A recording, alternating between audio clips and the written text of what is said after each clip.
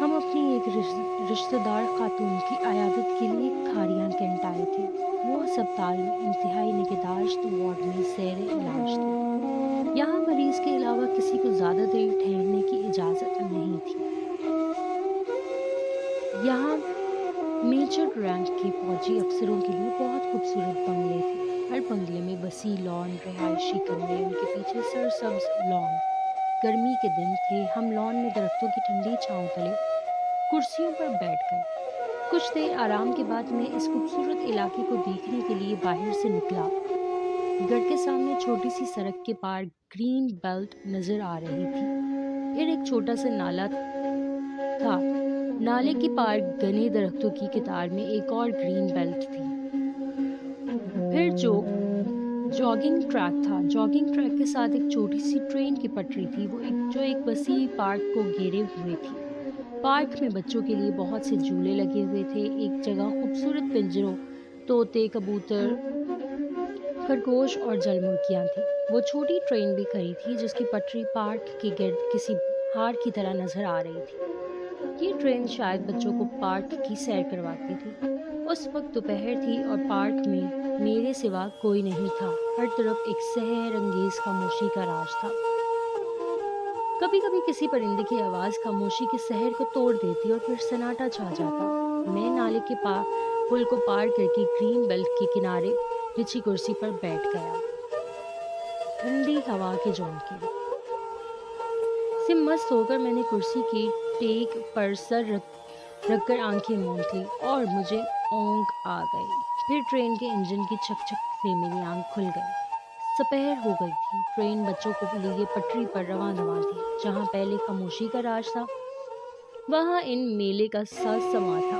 جھولوں کے آس پاس بچوں کا ہجوم لگا تھا۔ میدان کے وسط میں میری نظر ایک نوجوان کھلاڑی پر پڑی۔ وہ خوبصورت سپورٹ شرٹ اور لانگ نکر پہنے ہوئے تھا۔ پاؤں میں قیمتی جوکر نظر آ رہے تھے۔ وہ ہاتھوں میں فٹ بال تھامے ہوئے تھا۔ ایک لمحے کو میرا دل چاہا کہ اس نوجوان سے بات کروں، مگر پھر اپنے معمولی کپڑے اور پرانی جوتی کا خیال کر کے میں رک گیا۔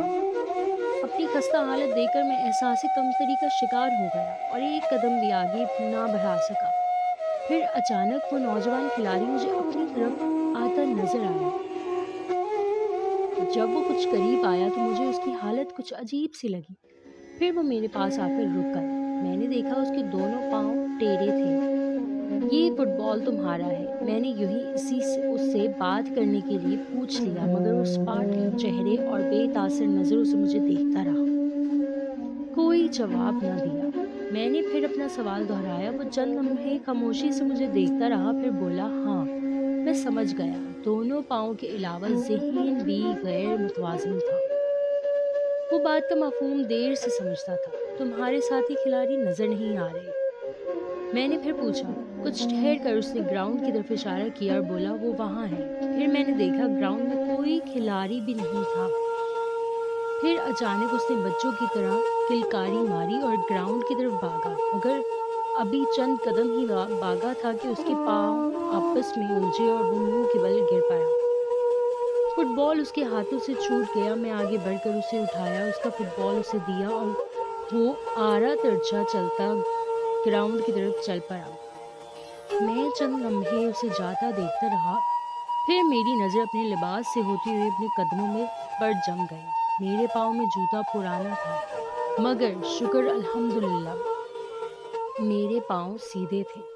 اس لیے کبھی بھی کسی کو دیکھ کر ہمیں یہ خیال بالکل بھی نہیں کرنا چاہیے کہ کاش ہم اس طرح کی زندگی گزار رہے ہوں، یا کاش وہ جس طرح کا انسان ہے ہم بھی اس طرح ہو جائیں، کیونکہ ہم نہیں جانتے کہ انسان کی زندگی میں کیا ہلچل مچی ہوئی ہے، اور ہم بس اگلے بندے کی جو چیزوں کو دیکھ کر اتنا متاثر ہو جاتے ہیں کہ ہم ان کو اپنانے کی کوشش کرتے ہیں، لیکن اللہ تعالیٰ بہتر جانتا ہے، وہ سب کو بہتر دینے والا ہے۔ اپنی دعاؤں میں مجھے بہت یاد رکھیے گا اور میری اس کہانی سے سبق ضرور سیکھیے گا۔ خدا حافظ۔